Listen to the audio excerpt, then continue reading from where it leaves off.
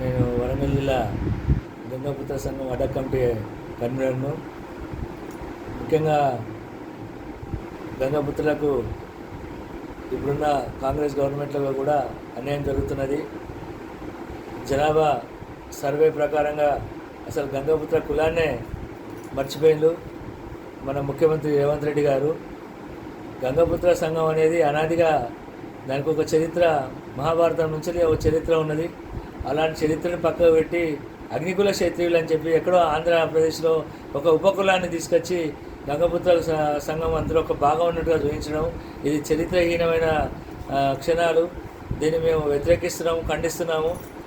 అసలు గంగాపుత్ర సంఘం తెలంగాణలో 5 లక్షలు అని చెప్పడం అది అబద్ధం. ఇది కావాలని కొన్ని కులాలకు మేలు చేసే విధంగా ఇప్పుడున్న గవర్నమెంట్ దీన్ని ముందుకు తీసుకొచ్చిందని మేము భావిస్తున్నాము. అసలు గంగాపుత్ర కుల జనాభా సంఖ్య అనేది తప్పు చేసి చూపిస్తున్నారు.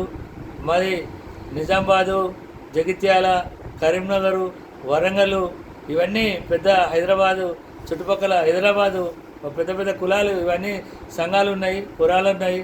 మా కులాన్ని తక్కువ చేసి ఇతర కులాలకు మేలు చేసే విధంగా ఈ ప్రభుత్వం చేస్తున్నది. దీన్ని మేము మరి ఖండిస్తున్నాము.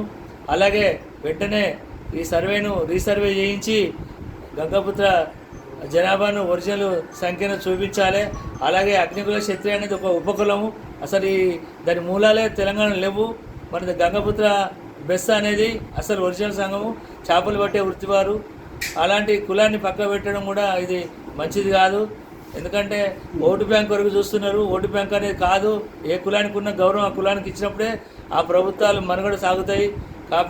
కాబట్టి ఇప్పటికైనా ప్రభుత్వ పెద్దలు ఖచ్చితంగా సర్వే చేసి ఒరిజినల్ రిపోర్టును పెట్టి గంగాపుత్ర బెత్త అనే కులాన్ని గుర్తించి దాని కింద ఉపకులాలు ఏమున్నాయో మీరు పెట్టుకోండి, కానీ ఇలాంటి చేయొద్దు. అలాగే ముద్రాజ్ కులాన్ని బీసీటీ నుండి బీసీఏకు మార్చడం ఎంతవరకు భావ్యం కాదు.